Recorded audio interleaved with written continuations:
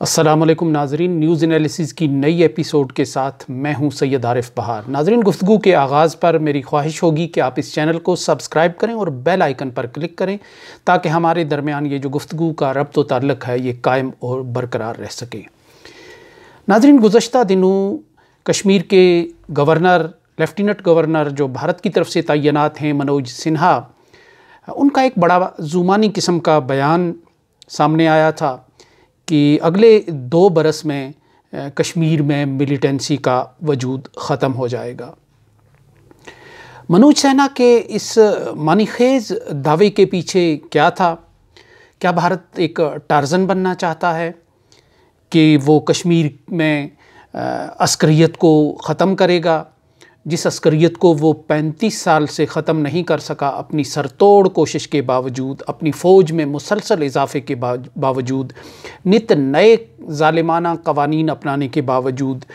اور دنیا کا ہر حربہ جو ہے استعمال کرنے کے باوجود وہ جس عسکریت سے دامن نہیں چھڑا سکا 3.5 اشرے سے، آخر ایسی کیا جادو کی چھڑی بھارت کے ہاتھ لگ گئی ہے کہ وہ عسکریت اب بھارت ختم کرنے کا دعویٰ کر رہا ہے اور 2 سال میں ختم کرنے کا دعویٰ کر رہا ہے۔ وہ جادو کی چھڑی اور اس دعوے کی بنیاد کیا ہے، جبکہ بھارت مسلسل ایک کشمیر میں ایک پسپائی کے ایک عمل کا شکار ہے، ایک دلدل سی میں دھنستا چلا جا رہا ہے، خود اپنے اقدامات کی دلدل میں، خود اپنے وجود کی دلدل میں، خود اپنی طاقت کے بے محابہ استعمال کی دلدل میں مسلسل دھنستا چلا جا رہا ہے۔ تو ایسے میں یہ جو دعویٰ ہے اس کی حیثیت کو اور اس کی حقیقت کو جانچنا اور ماپنا سیاسی تجزیہ نگاروں کے لیے اور سیاسیات کشمیر اور اس خطے کی سیاست کے طالب علموں کے لیے ضروری ہو کر رہ گیا ہے۔ راجہ مظفر صاحب ہمارے ایک ہمہ وقت سوچنے اور سمجھنے والے کشمیری کمیونٹی کے ایک فرد ہیں جو امریکہ میں مقیم ہیں عرصہ دراز سے۔ 90 کی دہائی میں ان کا نام بہت آتا رہا انٹرنیشنل میڈیا پہ، سوشل میڈیا پہ اب وہ سرگرم ہیں کہ ان کا ایک رول رہا ہے جموں و کشمیر لبریشن فرنٹ کے پلیٹ فارم سے۔ تو ان کی بھی ایک پوسٹ میں نے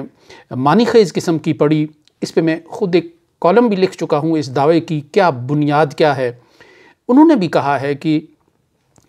یہ جو بھارت اور پاکستان کے درمیان اور امریکہ اور چین کے درمیان کشمیر ایک نئے انداز سے ایک الجھا ہوا دھاگا بن گیا ہے، تو اسے سلجھانے میں یہ ان کے الفاظ نہیں ہیں، میں اس کا خلاصہ بیان کر رہا ہوں۔ تو اسے سلجھانے کے لیے بالآخر اس اونٹ کو کسی کروٹ بٹھانے کے لیے اونٹ بانوں کو سامنے آنا پڑے گا۔ یہ تقریباً وہی تھیم تھی کہ جو میں لکھ چکا ہوں اور اب میں اس پہ ایک یہ ولاگ کرنے کے لیے سوچ رہا تھا۔ تو یہ جو دعویٰ ہوا ہے، ظاہر ہے کہ بھارت کوئی ٹارزن نہیں ہے، بھارت کے پاس کوئی ایسی گیدڑ سنگی نہیں آئی کہ وہ لوگوں کے جذبات کو، احساسات کو دبائے اور کچلے، الا یہ کہ ان اسباب کا خاتمہ کیا جائے جو کشمیریوں کی بے چینی کی بنیاد ہیں، جن سے کشمیر کی جو بے چینی ہے، کشمیریوں کا جو اضطراب ہے وہ جنم لیتا ہے، اور پھر وہ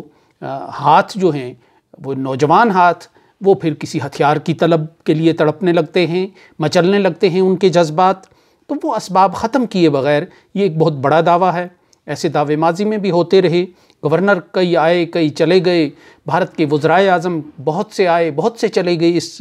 سارے عرصے کے دوران، لیکن یہ کام ممکن ہو ہی نہیں سکا، کیونکہ یہ جو کشمیر ہے اب ایک سینڈوچ بن چکا ہے، اس میں بہت سی طاقتوں کے مفادات آ گئے ہیں، ہمسایوں کے مفادات آ گئے ہیں، دور والوں کے مفادات آ گئے ہیں، اور اس سے بہت سی مستقبل میں بہت سی چیزیں اور متھس جو ہیں وہ وابستہ ہو کر رہ گئی ہیں، مفادات وابستہ ہو کر رہ گئے ہیں۔ اس لحاظ سے یہ مسئلہ اتنا آسان نہیں ہے کہ کوئی ایک فریق اپنے انداز سے اس کو حل کر سکے۔ اگر ہم دیکھیں تو بھارت اور عرب ممالک کے درمیان، یعنی بھارت نے 90 کی دہائی، 2000 کی دہائی اور اس کے بعد کی جو دہائی ہے اس میں تقریباً کم از کم 2000 کی دہائی جنرل مشرف کا جو زمانہ تھا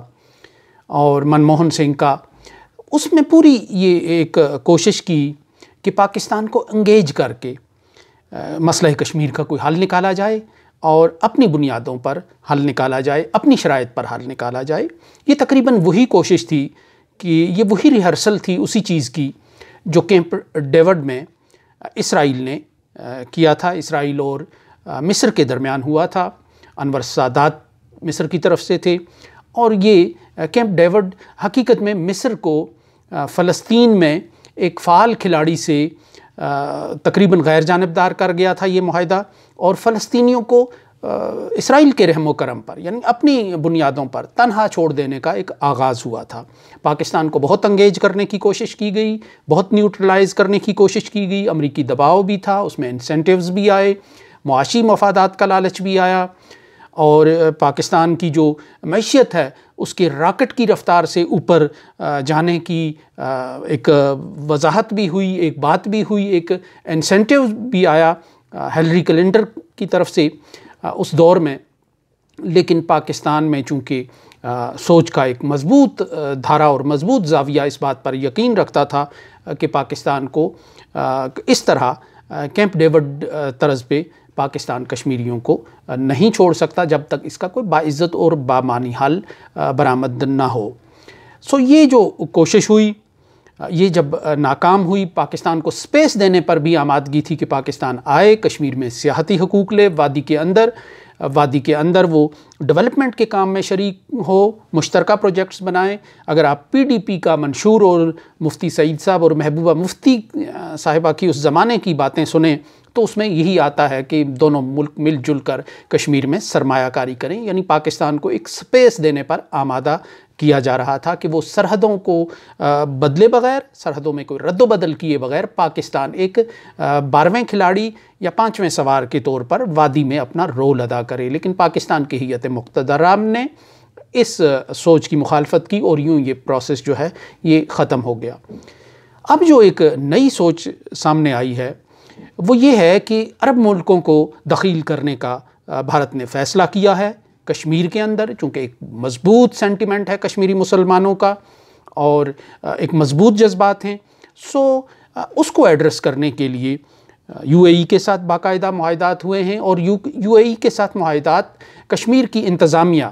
یعنی جو اس وقت لیفٹیننٹ گورنر منوج سنہا کی انتظامیہ ہے، اس کے اور یو اے ای گورنمنٹ کے درمیان ہوا، اور انڈیا جو ہے وہ اس میں ایک فیسیلیٹیٹر کے طور پر اس نے اپنا پوز ایسے کیا کہ وہ ایک فیسیلیٹیٹر ہے، پردے کے پیچھے ہے، کرسی کے پیچھے ہے، اور کرسی کے آگے بیٹھ کر جو فائل پر دستخط کر رہے ہیں وہ کشمیر کی انتظامیہ اور یو اے ای کی انتظامیہ ہے۔ اس کے بعد سعودی عرب کی طرف سے بھی سرمایہ کاری کی باتیں ہو رہی ہیں کشمیر میں۔ تو یہ جو دو عرب ملک ہیں، بڑے اہم ملک ہیں، بھارت کے ساتھ ان کے بہت قریبی تعلقات ہیں، بھارت کے ساتھ ان کی کوئی انا کا سوال نہیں ہے کہ بھارت اگر انہیں کوئی سپیس انہیں وہاں دیتا ہے کشمیر کے اندر تو نہ بھارت کے ساتھ کی انا اس سے مجروح ہوگی اور نہ بھارت میں کوئی اس سے اختلافی آوازیں اٹھیں گی، کیونکہ بھارت کے لوگ یو اے ای میں مزے اڑا رہے ہیں، سعودی عرب کے ساتھ ان کے بڑے گہرے تعلقات ہیں۔ اور دلچسپ بات یہ ہے کہ پاکستان کے ساتھ بھی تقریباً اتنے ہی گرم جوش تعلقات ہیں، جس میں سفارتی اور اسٹریٹجک شاید اس سطح پر نہ ہوں، لیکن جو معاشی مفادات ہیں پاکستان کے وہ بہت جڑے ہوئے ہیں سعودی عرب اور یو اے ای کے ساتھ۔ اب یوں لگ رہا ہے کہ جو پاکستان کو سپیس دی جانی تھی یا دی جا رہی تھی وہ عرب ملکوں کو دی جا رہی ہے کشمیر کے اندر، جموں و کشمیر کے اندر، یا آپ وادی کشمیر کے اندر کہیں، وہ سپیس انہیں دی جا رہی ہے۔ اب جو اس کا مطلب یہ ہے کہ بھارت کشمیر میں تنہا امن قائم نہیں کر سکا، بھارت نے اب یہ سوچ لیا کہ وہ امن کے قیام کے لیے نئے پارٹنرز تلاش کرے گا، نئے پارٹنرز تراشے گا، اور اس کے لیے کشمیریوں کے مزاج کو سامنے رکھتے ہوئے مسلمان پارٹنر تلاشے گئے، عرب پارٹنرز تلاشے گئے، اور اب وہ انہیں ان کی سرمایہ کاری، ان کا سرمایہ کشمیر میں لگا کر انہیں ایک فعال امن کا ایک فعال کھلاڑی بنا دیا گیا۔ یہ وہ کارڈ ہے جو پاکستان 60s میں استعمال کر چکا ہے، جب پاکستان نے یہ دیکھ لیا تھا کہ وہ بھارت کو کشمیر سے نہیں نکال سکتا، بھارت کو اپنی شرائط پر مسئلہ کشمیر حل کرنے پر آمادہ نہیں کر سکتا، اور بھارت اس تنازع کی جو گہرائی ہے اس کو مزید گہرا کرنے کی پالیسی اختیار کر رہا ہے، اور پاکستان کا اس صورتحال سے اپنے مطلب کے نتائج نکالنا آسان نہیں، تو پاکستان نے ایک اس وقت کی جو پاکستان کی حکومت تھی اور ہیئت مقتدرہ تھی، اس نے ایک کارڈ کھیلا، اس نے چین کو اپنے ساتھ جو ایک جنگ کا، ایک تنازع کا ایک پارٹنر بنا دیا، چین کے ساتھ اپنے سرحدی تنازعات کو حل کیا، مسئلہ کشمیر کے حتمی حل تک ایک معاہدہ کیا، اور چین کے ساتھ جو اقصائی چین کا علاقہ تھا اس پر بھی ایک ڈھیلا ڈھالا سمجھوتا کر لیا، اور یوں پاکستان اور چین کے درمیان جو ہے وہ کوئی اختلاف کی وجہ اور نزاع کا کوئی جواز باقی نہیں رہا۔ اور اس معاہدے کے نتیجے میں چین اس تنازع کا، یعنی کشمیر کا جو تنازع تھا، جو دو جہتی تھا، دو ملکوں کے درمیان اس وقت تھا، کشمیری ایک بنیادی اور پرنسپل پارٹی تھے، لیکن دو ملکوں کے درمیان، پاکستان اور بھارت کے درمیان تھا۔ پاکستان نے بڑی مہارت کے ساتھ چین کو اس تنازع میں ایک تیسرا فریق بنایا، اور آج ہم دیکھ رہے ہیں کہ اس تیسرے فریق کا رول جو ہے وہ بہت اہم اور مرکزی ہو کر رہ گیا ہے۔ پاکستان نے اس کی ایک تکونی حیثیت بنا دی، تنازع کو 3 ملکوں کی ایک حیثیت بنا دی جو 2 ملکوں کی تھی،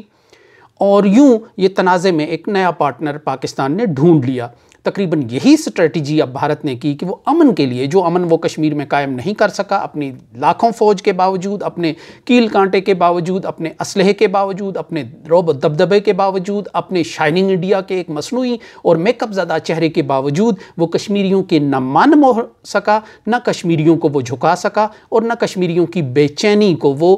کسی معاشی مراد کا اور پیکج کا لالچ دے کر اس کو ختم کر سکا۔ اب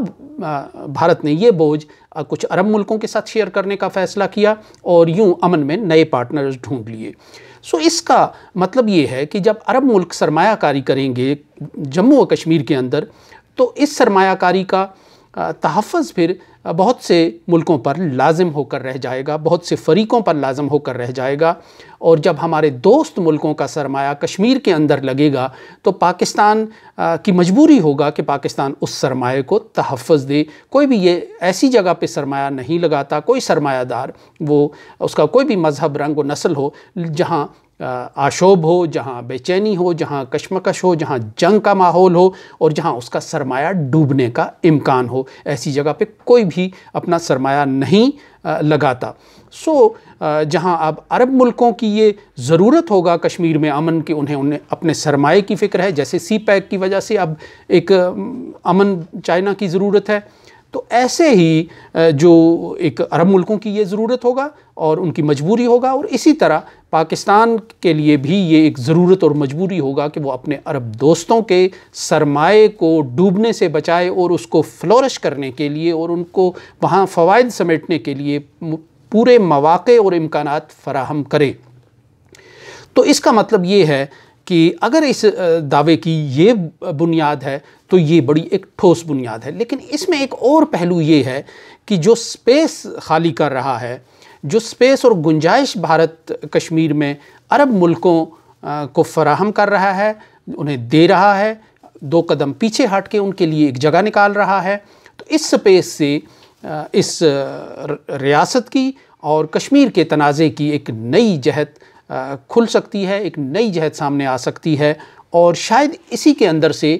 اس میں سرمایہ بھی ہے، اس میں اور بہت سی چیزیں ہیں، تو اس کے اندر سے اس الجھے ہوئے اور ایک دیرینہ مسئلے کا ایک ایسا ون ون سچویشن نما ایک حل سامنے آ سکتا ہے۔ اس کے ساتھ ہی اجازت دیجیے، اللہ نگہبان۔